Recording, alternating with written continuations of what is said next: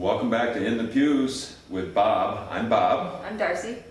This week we have a question from Jennifer in Ann Arbor, and Jennifer asks us the question, what does the Bible say about tithing? Great question. Here's where I'm going to start. I'm going to start in the Old Testament. Bob's going to talk a bit about the New Testament. In the Old Testament, tithing means giving a tenth of what you make, of your income, of what you produce. But in the Old Testament, it was all in an agricultural context. There's this great passage in Deuteronomy that says, the Lord has given you this land, has blessed you with this land. Now in return, give a tenth of what you produce from that land back to God. So it is kind of put into law the idea of generosity. You have been blessed by God, so return that blessing to God. And it's hard to, I think, translate that agricultural context to today as a start.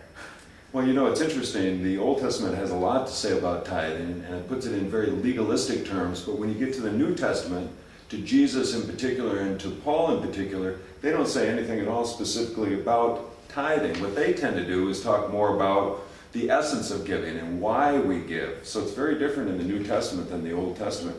For example, Jesus said it is more blessed to give than to receive. He didn't say how much.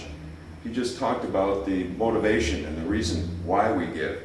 He also talked a lot about love as service and things like that. So you get a very different understanding of the meaning of giving in the New Testament than you do from the legalistic understandings that we pick up in the Old Testament. And here's an example of what we're talking about with legalistic. There's a part in Deuteronomy 14, and Deuteronomy has a lot about tithing because it's a book of law. And it gives these details of what you do. You're supposed to take a tenth of what you grow.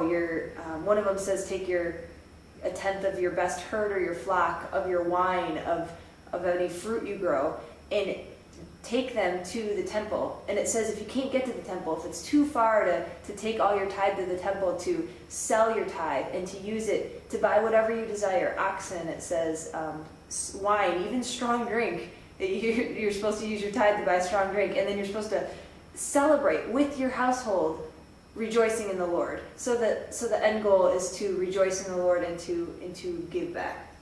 Well, you know where the Old Testament is very rule dominated. In the New Testament, it's much more principle dominated. And let me give you an example of that. In the New Testament, it talks more about what's behind our giving. For example, it talks about the fact that everything that we have is a gift of God.